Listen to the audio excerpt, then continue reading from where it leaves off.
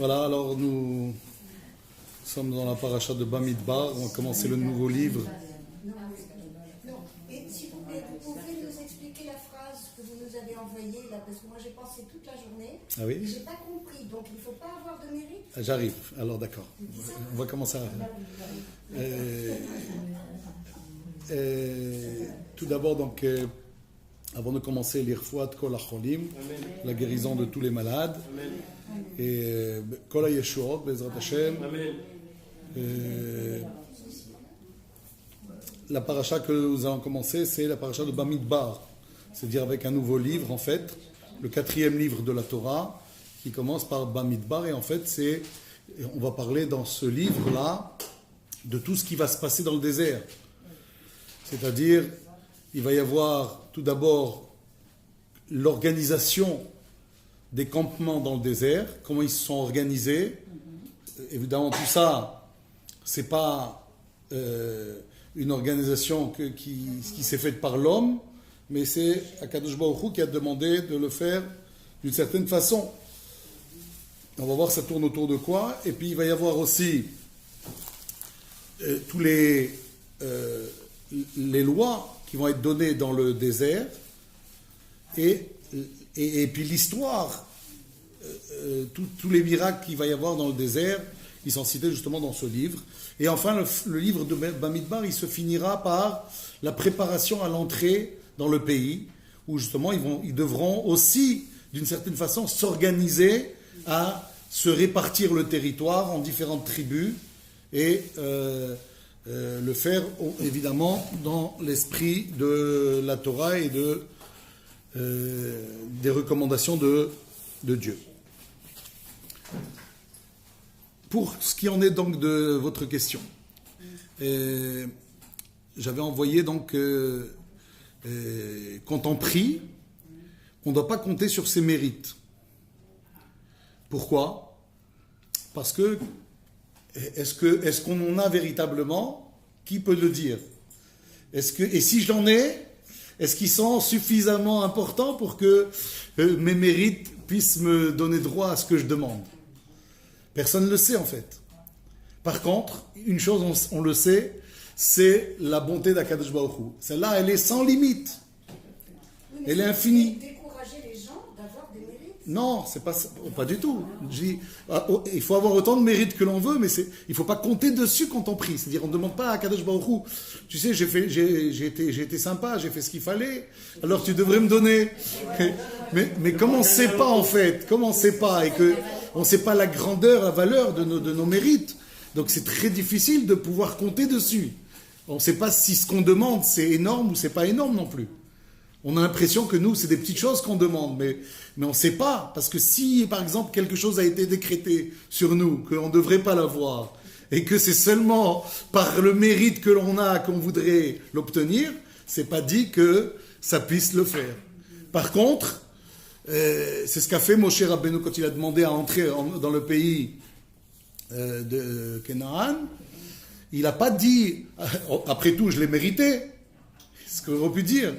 Il aurait pu dire, j'ai mérité, après tout ce que j'ai fait sortir le peuple juif d'Égypte, je les ai guidés dans le désert, j'ai supporté toutes les difficultés qu'il y avait dans le désert, je les ai menés jusqu'au bout, et tu ne me laisses pas entrer ?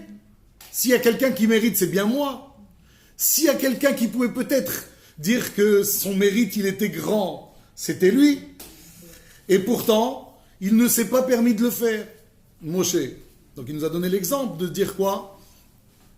Qu'il vaut mieux compter sur la miséricorde d'Akadosh Baruch Hu. Sa bonté, elle est infinie. Alors, c'est comme ça qu'on devrait, normalement... mais ça n'empêche pas qu'effectivement, on doit avoir beaucoup de mérite, on doit chercher à avoir beaucoup de mérite, mais sans pour autant que, à la limite, servir Dieu, c'est pour obtenir quelque chose non plus. Parce que c'est pas non plus l'idéal de dire je sers Dieu parce que j'ai un intérêt à le servir.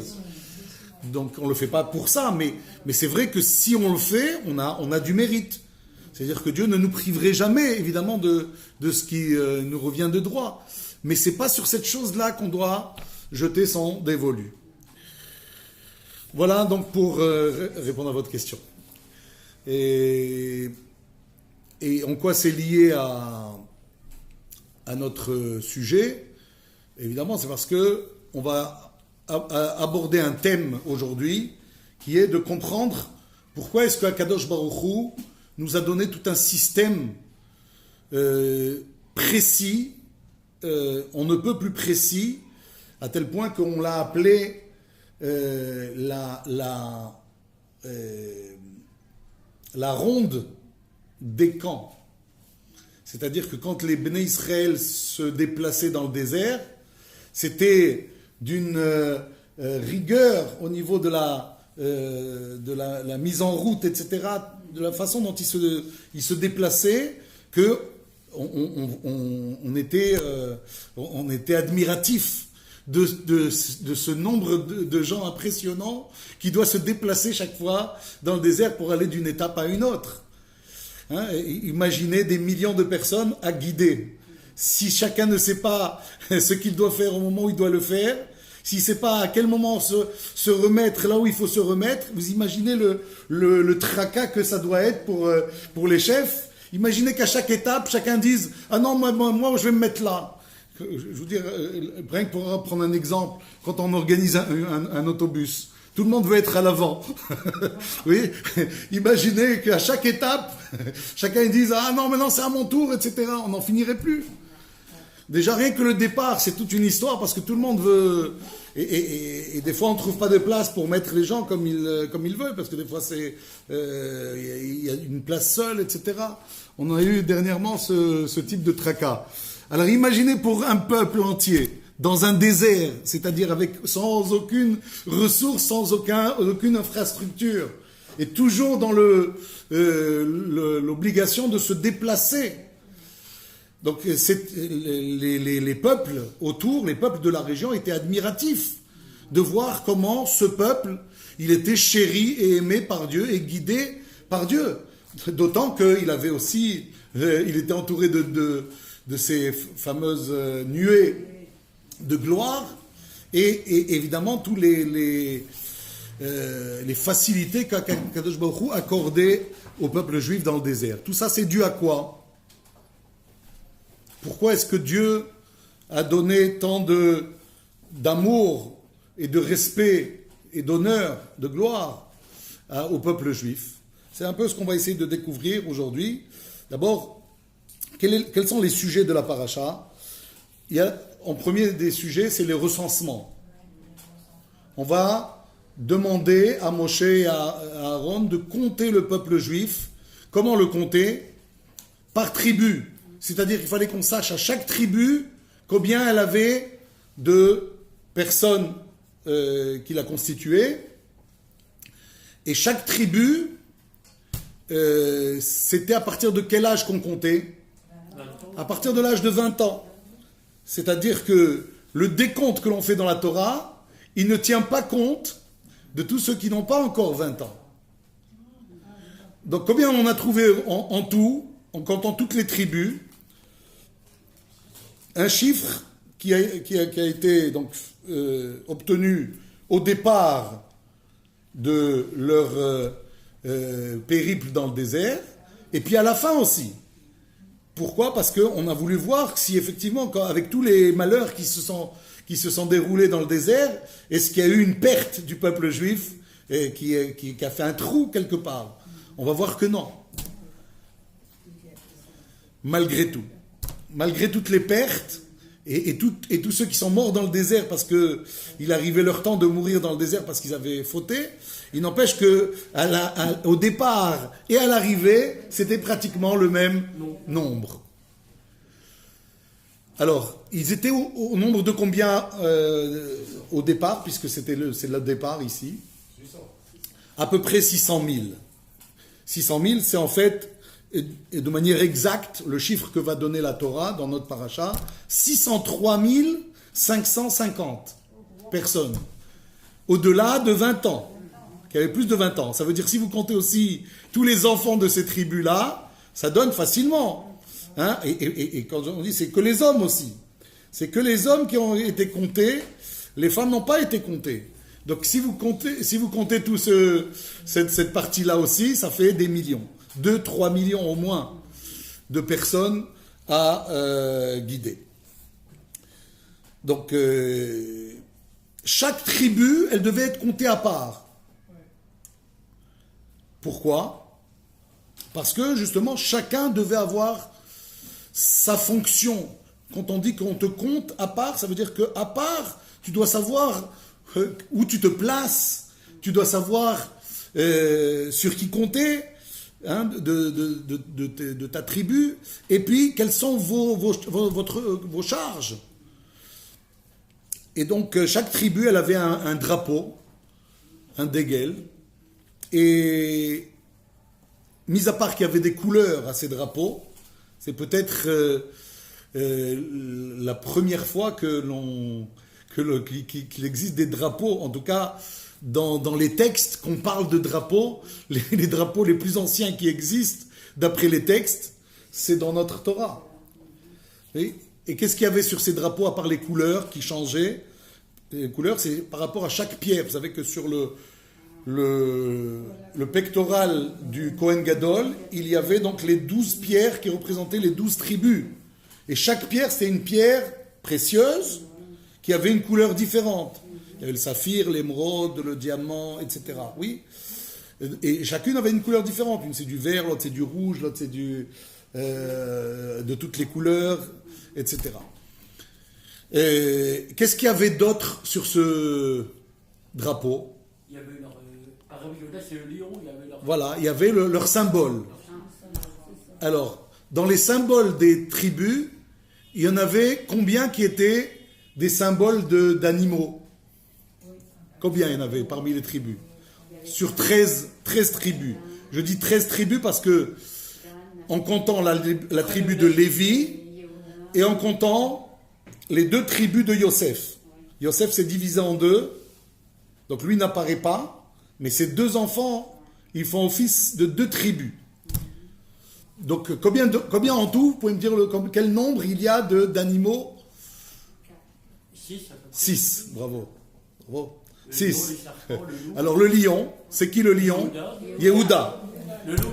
C'est d'ailleurs le drapeau de quelle ville aujourd'hui ici en Israël ? Jérusalem, bravo. Jérusalem, il a aussi le drapeau avec le lion. C'est parce que pourquoi Jérusalem avec le lion ? Parce que c'est Yehuda. Yehuda, c'est le Malchut, c'est la royauté. C'est comme le roi des animaux aussi, le lion. C'est bien. Donc il y a le lion, c'est Yehuda. Binyamin le loup. Binyamin qui est le loup. Dan le serpent. Dan, c'est quoi ? Le serpent. Naphtali, Ayala. Naphtali, c'est la gazelle qui court vite et qui va annoncer les bonnes nouvelles. Qui d'autre ? Il reste 2. Il vous manque 2. Qui sont en fait les 2 fils de Yosef. Yosef ayant été comparé une fois au taureau et une fois au buffle, alors ces 2 enfants vont être l'un le taureau, l'autre le buffle. Le Réhem et le Shor. Voilà, ça c'est les 6 qui ont comme emblème de leur drapeau une bête. Maintenant, il y en a d'autres. C'est quoi ? Alors Gad, c'est la tente. C'est pourquoi la tente ? Parce que Gad, Gedud, Yegudenu. Quand Yaakov a béni Gad, il lui a dit qu'il serait une sorte de division armée. Donc la tente, c'est comme la division militaire, quoi. Ouais. Gad, Gedud, Yegudenu. Ça, c'est pour Gad, c'est bien. Shimron, il a eu quoi ? Shimron, c'est le seul. Shimron, c'est Shechem, c'est une ville. Pourquoi ? Parce que c'est lui qui était à l'initiative de la destruction de Shechem, qui ont violé leur sœur Dina. Il a été, lui et Lévi, faire un ravage à Shechem. Et donc, le reproche que lui a fait Yaakov, apparemment, ça l'a poursuivi jusque sur son drapeau. Lévi, c'est pas le Choshen, le pectoral avec les 12 pierres. Et il nous reste encore Réhouven. 4, pardon. Réhouven, qu'est-ce qu'il a, Réhouven? C'est pas le muguet, Doudaïm. Oui, les doudaïm. Certains disent le muguet, non, je pense pas Non, que c'est le le muguet. jasmin. Le jasmin, peut-être, oui. Ah, le- Les mandragores, en tout cas, on dit. On a l'habitude de traduire par les mandragores. Quelqu'un sait c'est quoi des mandragores? Je sais pas. Moi, je Non, sais pas non c'était plus. les plantes qui avaient eu la possibilité, c'est la plante de Je sais fertilité. pas, c'est traduit comme ça. Ouais, la fertilité. Donc Oui, ça veut dire- c'est Réhouven qui a pensé à sa mère et qui lui a apporté des. Et son geste, c'était de pas prendre de pas prendre du vol, de pas voler pour apporter à sa mère. Il apportait des fleurs qui étaient libres, qui étaient gratis, comme on dit. Il y avait Zvouloun. Issachar, qui est le littoral. Alors Zvouloun, c'est le bateau. Pourquoi? Parce qu'il a eu comme bénédiction qu'il ferait du commerce avec les bateaux. Et donc lui, il a un bateau sur son... il nous reste 2 Asher. qui sont quoi comme type d'emblème? Alors, Asher, c'est la menorah, C'est- c'est lui. C'est des végétaux. Les deux, c'est des végétaux. Un, c'est un olivier.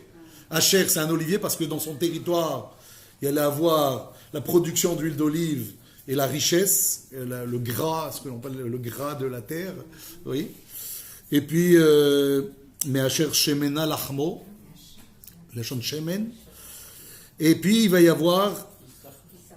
Donc, on l'a déjà dit, mais c'est aussi un. Donc, Réhouven, c'est les Doudaïm, c'est aussi un tzomeach, un végétal. Voilà, pour grosso modo, quels sont les. Et Issachar, c'est quoi? Hein? Issachar. Ah, alors Issachar, il nous manque, effectivement. Ah, c'est la Torah, non? Issachar, c'est la Torah. Mais donc, qu'est-ce qu'il y a c'est pas la Torah qu'il y a dans leur emblème, c'est le soleil et la lune. Et pourquoi donc le soleil et la lune? La lune, c'est pas pour eux. Parce qu'ils étaient très forts en Torah, ils étaient capables de déterminer le calendrier par rapport aux astres. Et donc, notamment le soleil et la lune. Voilà les emblèmes. Maintenant, la tribu qui était la plus nombreuse, c'était laquelle? Yehuda. Yehuda, bravo. Ils étaient 74 600. La plupart avoisinaient les 50, 40, 60. 74 600, c'est Yehuda, c'est la plus grande. Et la plus petite, c'est qui? C'est Ménaché. Ils étaient 32 200. Pourquoi je vous dis ça? Moitié moins. Hein? Pourquoi je vous dis ça? Parce que on va compter à la suite, dans la paracha, on va compter la tribu de Lévi. Lévi, ils étaient 3 enfants. Gershon, Kehat, Merari. Et en tout, les Lévim, ils vont être combien? 22 000 à peu près. 22 000, exactement, 22 300. Comment on peut expliquer que de toutes les tribus, la plus grande 74 600, la plus petite 32 200, Lévi, c'est 22 300. Oui, parce que Comment ça s'explique? Pourquoi c'est eux les plus petits? les Lévites, ils ont été comptés à partir de l'âge d'un mois, pas de 20 ans. En plus de ça, Chazak ou Baruch, ce qu'il faut rajouter, c'est qu'on ne les a pas comptés à partir de 20 ans, on les a comptés à partir d'un mois. Ça veut dire les enfants compris. On a compté les enfants, et avec les enfants, ils sont le moins nombreux. 22 000. Comment ça s'explique? Vous êtes d'accord qu'il y a un problème, a priori? Pourquoi la tribu de Lévi, elle n'était pas aussi nombreuse que l'étaient les autres tribus? Plus précieuse, je sais pas. Pourquoi? Plus précieuse, peut-être. Plus précieuse, et alors? J'en sais rien. Bah, ce qui est précieux, c'est pas. Pas dans tout. Alors, une des réponses qui est donnée, c'est le Ramban qui donne cette réponse, le Nachmanide, Rabbi Moshe ben Nachman. Il dit parce que en Égypte, les seuls qui n'étaient pas asservis, qui étaient libres de mouvement, c'était la tribu de Lévi. Comme la tribu de Lévi devait être a priori les prêtres, oui, alors le pharaon avait accepté que dans les tribus d'Israël, il y ait une tribu qui soit dispensée de l'esclavage. Et alors, vous me direz, Qu'est-ce que ça peut faire? S'ils sont dispensés de l'esclavage, a priori, ils auraient pu être plus nombreux. Vous êtes d'accord? Puisque s'ils ne sont pas esclaves, donc ils n'ont pas comment dire, de charge, donc ils sont peut-être plus libres pour pouvoir faire des enfants. Qu'est-ce qui fait qu'ils en ont eu moins, a priori? Alors on dit, en fait, c'est parce que les autres ont une faveur. C'est pas eux qui n'ont pas eu une faveur, c'est les autres qui en ont eu. Pourquoi ils ont eu une faveur? Parce qu'on dit qu'Akadosh Baruch Hu, il est toujours avec ceux qui sont opprimés. Comme ils étaient opprimés, alors Akadosh Baruch Hu leur a donné la possibilité de se multiplier. Ce qui n'était pas le cas de Lévi, puisqu'il n'était pas opprimé. On dit toujours que Akadosh Baruch Hu, il est avec les opprimés. Voilà pourquoi il vaut mieux se faire insulter qu'insulter les autres. Il vaut mieux subir les souffrances plutôt que de les faire subir aux autres.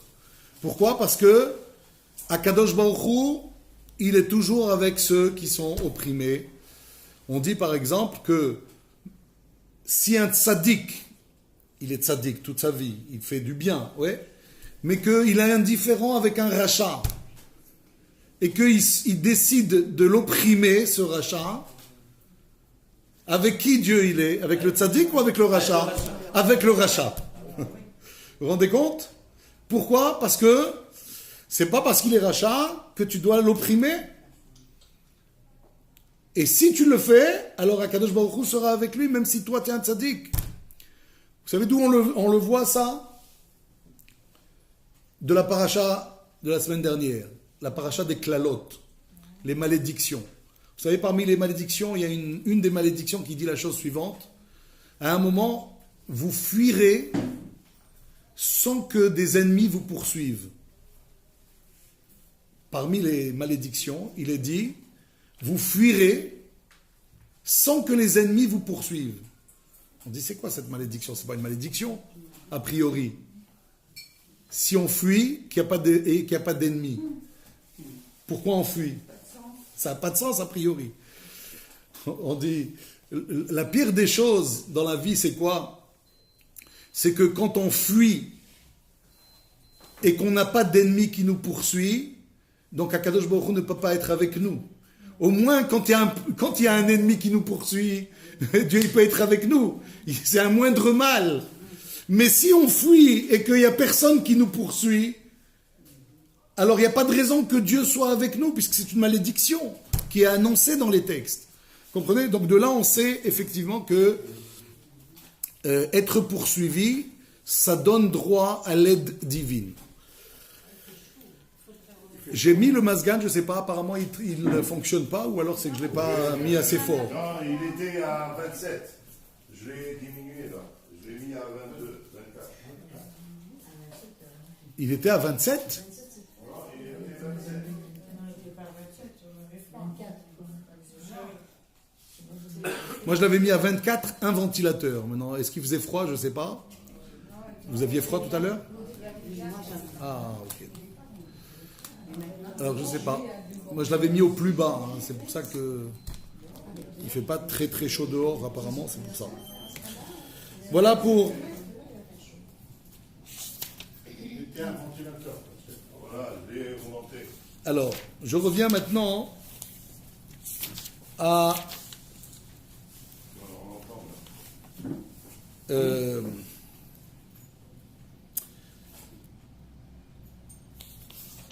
Alors, maintenant le début de la paracha. Notre paracha, elle commence par Vaïdaber Hashem el Moshe Bemidbar Sinaï Be'ohel Moed. Je traduis, Dieu parla à Moshe dans le désert du Sinaï, Be'ohel Moed, dans la tente des rendez-vous. Quel rendez-vous? Les rendez-vous entre Dieu et Moshe. Quand Dieu donnait rendez-vous à Moshe, il fallait qu'il y aille pour recevoir les messages de Dieu. Be'echad lachodesh hasheni, le premier du deuxième mois. c'est quoi le deuxième mois? Le mois de Iyar. Iyar, celui dans lequel nous sommes. Puisque le premier mois, c'est Nissan. Nissan, Iyar. Donc le premier Iyar, Bashana Hashenit, de la deuxième année, Letzetam me'eretz Mitzrayim les morts, après leur sortie d'Égypte. La deuxième année, le premier du deuxième mois, c'est-à-dire le premier Iyar, à quel endroit Dieu s'est manifesté à Moshe pour lui demander de faire quoi? Seou et Rosh Kol Radat Bene Israël. Dénombrez, faites le recensement des Bene Israël. Comme ça commence la paracha.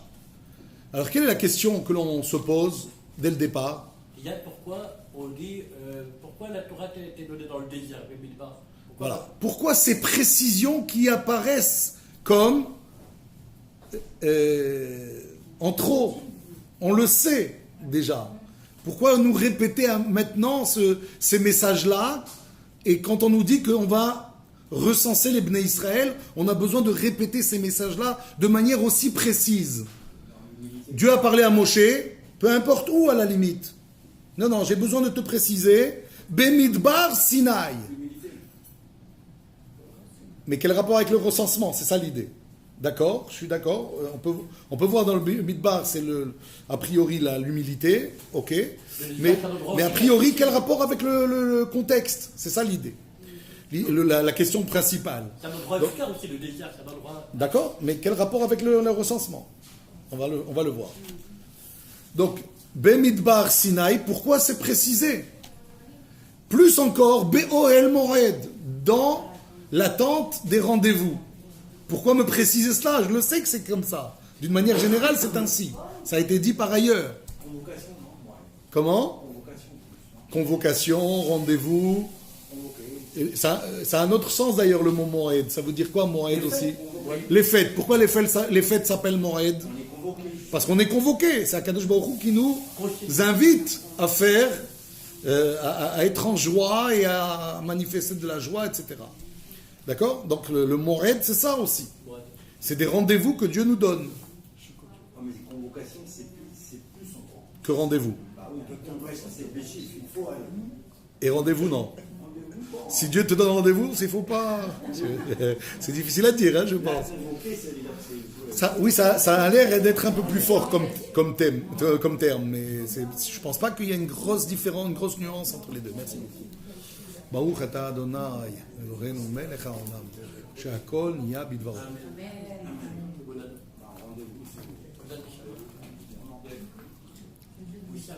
Alors, donc précision de lieu. Plus encore, précision de la date.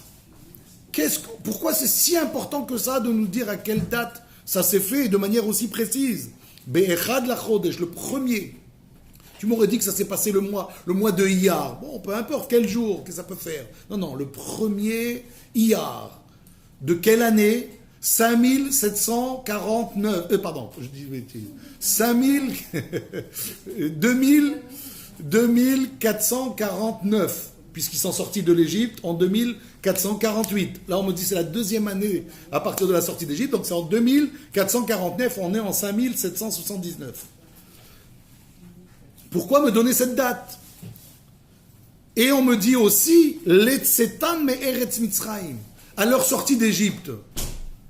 Pourquoi me préciser ça, à la limite? Quel est l'intérêt de le faire? Et le sujet, on a dit, c'est quoi? C'est de dénombrer le Ham Israël.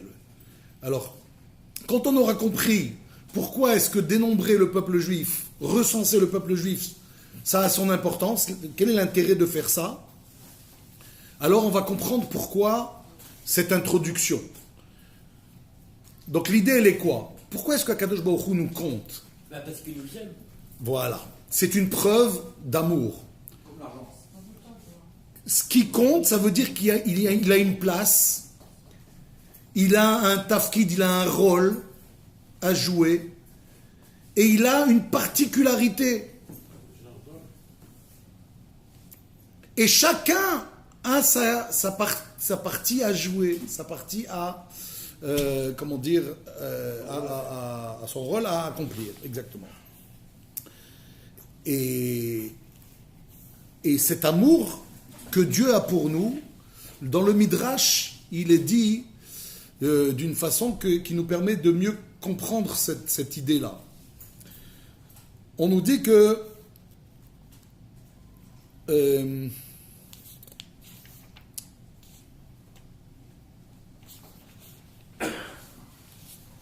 j'y arrive. Ouais. C'est un roi qui s'est marié 2-3 fois et qu'à chaque fois, il a répudié sa femme. Il y a quelque chose qui n'allait pas. Chaque fois, il répudiait sa femme. Et puis, à un moment, il en avait marre, jusqu'à ce que un jour, il découvre une fille pauvre. Alors, il se renseigne sur elle. Il voit qu'elle est une fille de bonne famille. Elle n'est pas comme les autres. Et là, cette fois, il se dit, ah, c'est celle-là qui est la bonne. Celle-là, je suis sûr que je vais la prendre et puis ça va être définitif. Oui, on dit, c'est quoi cette image? C'est ce que Dieu a fait au moment où il a pris cette femme pauvre. Cette femme pauvre, c'est qui? C'est le peuple juif. Pourquoi pauvre? Parce qu'on était esclaves en Égypte. Mais alors, c'est quoi ces femmes qu'il avait prises auparavant et qu'il avait rejetées? Les autres peuples, comme par exemple ce qui s'est passé à l'époque du déluge. On dit il les a répudiés. Ça veut dire quoi, il les a répudiés? Ça veut dire qu'ils s'en sont débarrassés. Oui, d'une façon ou d'une autre. Dieu a dû se séparer des peuples qu'il avait créés. Donc c'était comme une partie de sa chair, si vous voulez. Pareil avec Sodome, la ville de Sodome, il s'en est séparé. Une fois avec l'eau, c'était le déluge. Une fois avec le feu, c'était à Sodome. Et puis à un moment donné, il a vu cette fille pauvre, mais il était de bonne famille. Ça veut dire quoi, elle était de bonne famille? Ça veut dire qu'elle venait de Abraham, Yitzhak et Yaakov. Oui? Parce que, mais pourquoi on ne peut pas dire que la femme c'est Abraham, la femme c'est Yitzhak, la femme c'est Yaakov? Pourquoi on parle de femme pour le peuple juif et pas pour ses avot? Parce qu'on ne peut pas imaginer que Dieu, il veuille un individu, il veut un peuple, qui soit un peuple qui ramène les peuples à Dieu, qui soit un peuple exemple. Qu'un individu soit quelqu'un de bien, ça peut arriver, c'est pas si difficile que ça. Mais là où il y a un défi, c'est si tout un peuple est capable de se comporter dans un pays de façon à donner l'exemple aux autres nations. S'il y a un peuple comme ça, alors les autres nations finiront un jour par se rapprocher de Dieu. Et donc ce peuple, ça ne peut être que celui qu'il a trouvé en Égypte. Mais il avait cette particularité qu'il descend de Abraham, Yitzhak et Yaakov. C'est une fille de bonne famille. Mais ce que l'on va dire ici, quand on va les compter, c'est Ish les bêtes avotam, les mishpechotam, chacun selon sa famille. Pourquoi on rajoute ces mots-là? Pour dire en fait que chaque famille en Égypte avait tenu à tenir un registre, comme quoi ils étaient fidèles à cette lignée de Abraham, Yitzhak et Yaakov. Ils ne s'étaient pas mélangés avec les Égyptiens. Voilà pourquoi ils sont restés, comment dire, ce peuple qui était de bonne famille. Et donc c'est ce peuple-là que Dieu a choisi, et il l'a choisi pour l'éternité. Et c'est pour ça que voilà, qu'une fois qu'ils sortent d'Égypte, il va leur faire part de toute son affection pour cette épouse. Voilà pourquoi à Shavuot, le jour de la Torah, on reçoit, si vous voulez, une sorte de ketouba. La Torah, elle est comme une sorte de ketouba. Elle est comme une sorte d'alliance, de contrat, où Dieu s'engage à ne jamais quitter et répudier cette femme. Et donc, ce système-là, que l'on voit, de préciser où c'était et quand c'était, c'est où qu'on le retrouve? Dans une ketouba. On dit dans la halakha que si une ketouba, il y a une faute quelque part, c'est pas si grave que ça. Sauf si c'est dans le lieu où ça s'est passé, qu'on s'est trompé dans l'écriture, ou dans la date. C'est la chose la plus grave. Comprenez? Si par exemple on a marqué qu'on était le 20 du mois et on était le 21, ça c'est très grave, ça invalide la ketouba. On est obligé de la recommencer. Si on a marqué qu'on était à Rishon LeZion, alors qu'on était, parce que c'était entre Rishon et Choulon, et on a marqué Rishon, il fallait marquer Choulon, oui, la ketouba est à recommencer. Vous comprenez? Le lieu et la date, c'est la chose la plus importante. Pourquoi? Parce que ces précisions, c'est ce qui fait que le contrat, il est en bonne et due forme. C'est un contrat en béton. C'est un contrat que personne ne peut dire « Ouais, t'es pas marié ». C'est la preuve que le mariage a eu lieu. C'est ça que Akadosh Baruch Hu cherche ici à donner, parce que le peuple juif, c'est celui qui va être lié à la Torah. Où est-ce qu'on le voit dans le recensement? C'est là que l'on doit retomber sur nos pieds. Avec les Betavotan, les Spechotan, les Betavotan, on voit le Bar Sinaï, le Moed, Bar Sinaï. Où est-ce qu'on voit que c'est lié à la Torah? Bar Sinaï. Bemidbar Sinaï, c'est vrai, mais aussi, surtout, mais quel rapport avec le don de la Torah? C'est parce que les camps, vous savez, tout le dénombrement, c'est pour aussi les déterminer à quels endroits ils allaient être placés, et tout ça autour de quoi? Du Ohel Moed, qui est l'endroit où on dépose la Torah. Donc tout le camp juif, son centre névralgique, ça va être quoi? Le Mishkan, et avec le Mishkan dedans le Haron c'est la Torah. De la même façon que lorsqu'ils étaient au pied de la montagne, c'était comme une sorte d'organisation autour de la Torah. De la même façon, quand ils s'étaient organisés dans le désert, ils devaient être organisés autour de la Torah. Ils étaient 12 tribus, il fallait qu'il y en ait 3 de chaque côté. Il y en avait 3 au nord, 3 au sud, 3 à l'est, 3 à l'ouest. Et après, au milieu, il y avait 3 camps de Lévi'im, les Gershonites, les Merarites et les Kehatim. Ouais. Et puis de l'autre côté, il y avait Aaron, Moshe Aaron et leurs enfants. Oui, donc c'était vraiment une disposition qui rappelait justement que la centralité du peuple juif, c'est quoi? C'est la Torah. Voilà pourquoi ce texte, il vient nous rappeler l'importance que Dieu donne à Israël, parce que il va, avoir dans son noyau, si vous voulez, dans son centre, la Torah. Donc il y a combien d'idées maintenant dans le désert? On dit que le désert, c'est le don de la Torah, ça rappelle le don de la Torah, mais il y a encore 2 autres éléments qui rappellent la Torah. C'est quoi? C'est le feu et l'eau. Le feu, parce qu'il est dit que quand ils ont reçu la Torah, il y avait du feu et de la fumée qui s'est levée.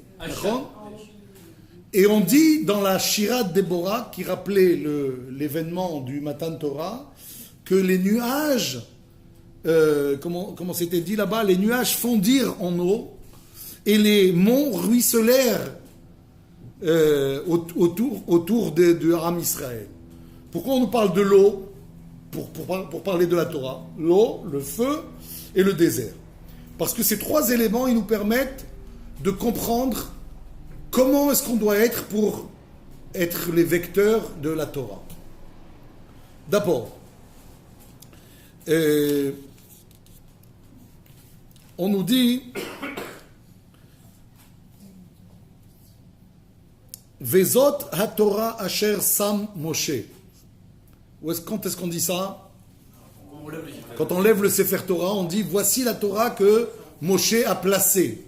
Sam. Sam veut dire placer. Qu'est-ce qu'on veut dire par là que Moshe a placé? Il y a un autre mot qui est aussi Sam, qui veut dire autre chose. Sam veut dire une potion. Par exemple, Sam Hayim, c'est un élixir de vie. Il y a la même chose, Un poisson. un poison qui se dit Sam Mavet. Sam Mavet. On dit que la Torah, elle est les deux. Elle est et un élixir de vie et un poison. Comment c'est possible? A priori, si c'est un poison, c'est pas la vie. Si c'est la vie, c'est pas un poison. On dit la Torah, c'est les deux. Ceux qui l'étudient, ceux qui la pratiquent, il y a un désir de vie. Ceux qui l'étudient et ceux qui l'étudient pas, c'est la mort? Non. Eh non. Ceux qui- Alors, Ceux qui veulent étudier que la musique. on parle des juifs, hein, que des juifs pour l'instant. Sam, si elle l'apprend normalement, s'il veut se la prendre pour se la paix, une fois que va passer, Ah, il veut être orgueilleux. ça devient un poison. Oui. Ça peut. Mais surtout, il y a ceux qui étudient la Torah pour, faire la volonté de Dieu. Ça s'appelle l'ishma. Ou alors, c'est pour contrer Dieu. Si quelqu'un étudie la Torah pour la contrer, malheureusement, ça existe, c'est rare, mais ça existe. Alors là, c'est un Sam Mavet. Et de la même façon, on nous dit que c'est Esh ou Maim. C'est en même temps du feu, en même temps de l'eau, alors que ça a l'air d'être contradictoire. Ça ne peut pas être les deux a priori. Et pourtant, c'est les deux. On va voir comment. Et c'est aussi les deux qu'on peut construire d'une part, Le feu, ou on peut détruire avec la Torah. le feu, il a un sens. Les deux peuvent être...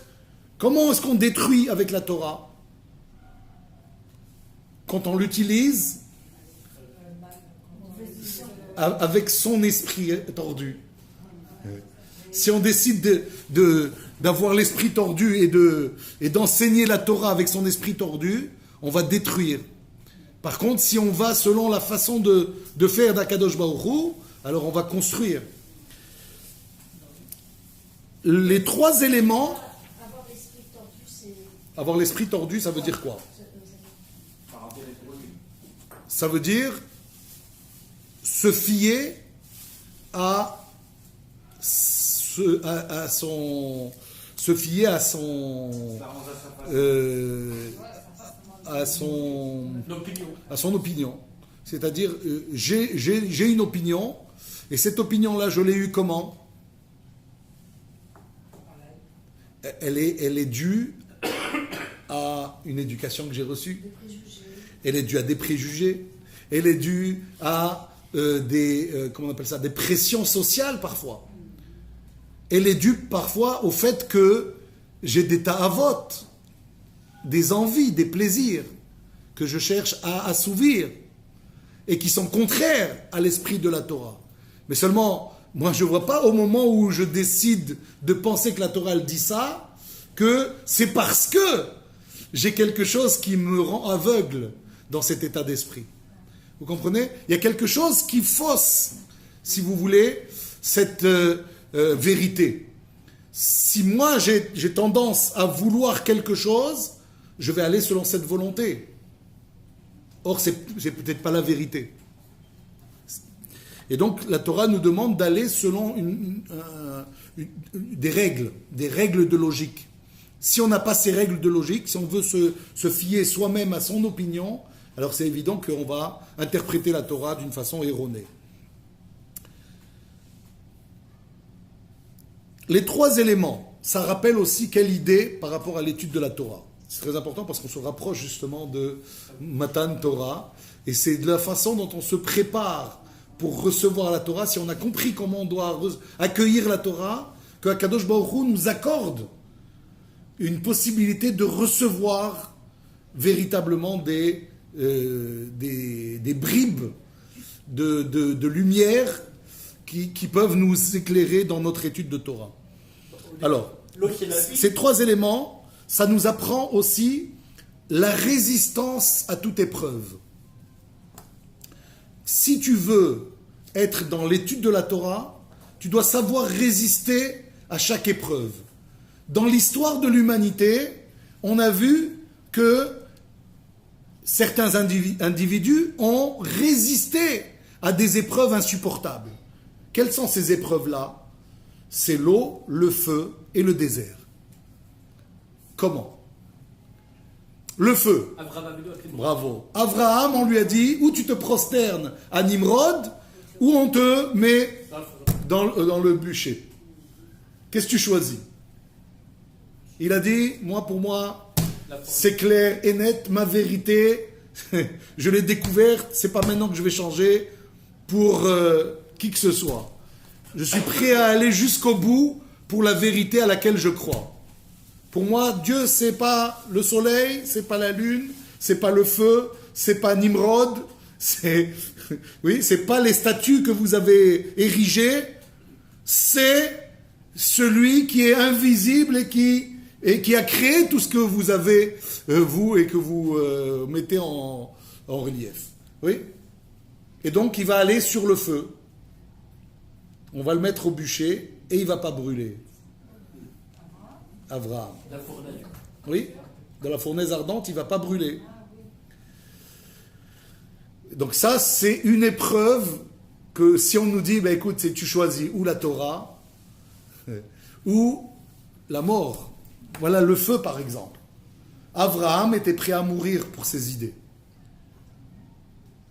Évidemment, ce n'est pas se suicider pour faire du mal, à ne pas confondre avec d'autres causes qui ne sont pas des causes. C'est parce que c'est des causes de la mort, ce n'est pas des causes de la vie. Lui, il cherche à vivre, Abraham. Il y a une grosse différence. Qui lui cherche. Exactement. L'eau, où est-ce qu'on a vu pour l'eau? La résistance à l'épreuve de l'eau. C'est Moshe Rabbeinu comme l'a dit. Non. Nachshon, Ben Aminadav, oui, au moment où l'eau devait s'ouvrir, elle ne s'était pas ouverte encore. Il fallait que quelqu'un se dise, si je vais dans l'eau, ça va s'ouvrir. Il s'est lancé jusqu'au moment où ça arrive à ses narines. Et là, il s'est dit, j'ai fait le maximum de ce que je pouvais faire. S'il n'y a rien qui se passe, c'est trop tard. Eh bien, c'est là que l'eau s'est ouverte. C'est-à-dire que dans la Torah, il faut être prêt à tout. Sinon, alors la Torah, elle ne tiendrait pas longtemps chez nous. Qu'est-ce qui a fait que jusqu'à aujourd'hui, on a réussi à garder cette Torah? C'est parce que tout au long de l'histoire, malgré les initiatives des différents peuples de nous massacrer ou de nous empêcher d'étudier la Torah, on a quand même continué. C'est ce qui a fait qu'aujourd'hui, on est avec notre Torah. Et enfin, le désert. Alors, c'est le plus flagrant de tous. Je pense à Youssef, comme les petits jetés. Non, c'est le Ham Israël, le peuple juif qui est allé dans un endroit avec des conditions qui n'en étaient pas. Aller dans un désert quand on est tout un peuple de quelques millions d'individus. Oui, avec quoi? Avec peut-être pour 1 mois de galettes. Oui, qui se serait lancé derrière Dieu à se dire, avec 1 mois de galettes, on va tenir dans le désert. Avec cette chaleur, avec ces risques, avec ces... Des bébés ne pourraient pas tenir. Comment est-ce qu'on peut suivre Dieu dans un désert?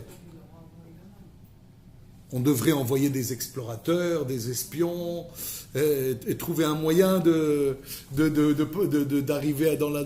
Non, il fallait suivre Dieu de manière aveugle. Le jour où Dieu a sonné l'alarme, c'est le jour où on devait partir, le jour de la sortie d'Égypte. C'est là que tout le peuple juif a quitté l'Égypte sans savoir qu'est-ce qui allait être le lendemain. Ça, c'est Bamidbar.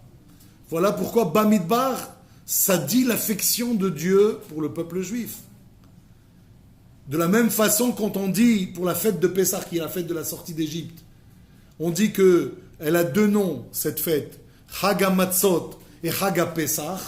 Pourquoi ça s'appelle une fois comme ça, une fois comme ça? Parce que Dieu préfère dire Chag HaMatzot, Et nous, on préfère dire Chag HaPesach. Et donc les deux sont valables. Pourquoi? Parce que Chag HaMatzot, ça rappelle à Dieu que les Juifs, avec des matzot, ils sont sortis pour le suivre. Ça, c'est une fille de bonne famille qui a été prête à suivre son mari, même si elle n'était pas sûre de pouvoir vivre correctement. Elle a suivi, elle lui a fait confiance. C'est ça dans le désert. Et de l'autre côté, le peuple juif, lui, il dit la fête de Pessah. Pourquoi? Parce que Pessah veut dire l'enjambement. Akadosh Baruch Hu a enjambé les maisons juives lorsque il y a eu la plaie de la mort des premiers-nés. Comprenez? Donc chacun dit ce qui fait l'éloge de son conjoint. Hein? Dieu il fait l'éloge de son conjoint, c'est du peuple juif, il dit Chag HaMatzot, et nous on dit Chag HaPesach parce que c'est l'éloge de notre Khatan. Il y a dans ces trois éléments encore d'autres idées qui nous permettent de comprendre. Donc il y a le sacrifice, être prêt au sacrifice, ça c'est quelque chose qui est primordial dans l'étude de la Torah. Dieu ne nous a pas donné la Torah à nous, peuple juif, parce qu'il s'est dit, on verra qu'est-ce qui se passera. Il était sûr de nous parce qu'il savait qu'on allait pouvoir tenir les sacrifices grâce à ces premiers signes. Le désert, merci beaucoup. Le désert, ça rappelle l'idée que la Torah, elle est ouverte à tous. Comme je l'ai dit tout à l'heure, le peuple juif devait recevoir la Torah pour être un peuple modèle pour les autres nations. Ça veut bien dire justement que la Torah, elle est ouverte à toutes les nations. On ne dit pas en dehors de la synagogue, point de salut. Au contraire, on dit celui qui veut venir, il peut venir. Mais il faut qu'il décide dans quel cadre il veut se placer. Il veut se placer dans le cadre du peuple juif ou dans le cadre des nations. Mais quand on dit dans le cadre des nations, c'est être dans le cadre des nations, selon la volonté de Dieu, c'est-à-dire être un noachid, respectueux de la volonté de Dieu, les 7 mitzvot. Donc ça c'est le désert. Pourquoi la Torah a été donnée dans le désert? Comme pour dire, tout le monde peut rentrer dans la Torah. Il y a aussi l'idée de l'humilité. Le désert, c'est un endroit humble. Exactement. On va le voir tout de suite. Le désert, il a encore une caractéristique, c'est quoi? C'est qu'il paraît sans fin. Quand on est dans le désert, on se dit ouais, c'est interminable. On ne voit jamais venir, on voit jamais arriver le bout. Eh bien, c'est pareil avec la Torah. La Torah, personne ne peut dire je connais la Torah. Celui qui dit je connais la Torah, c'est qu'il n'a pas compris ce que c'était que la Torah. La Torah, elle est sans fin.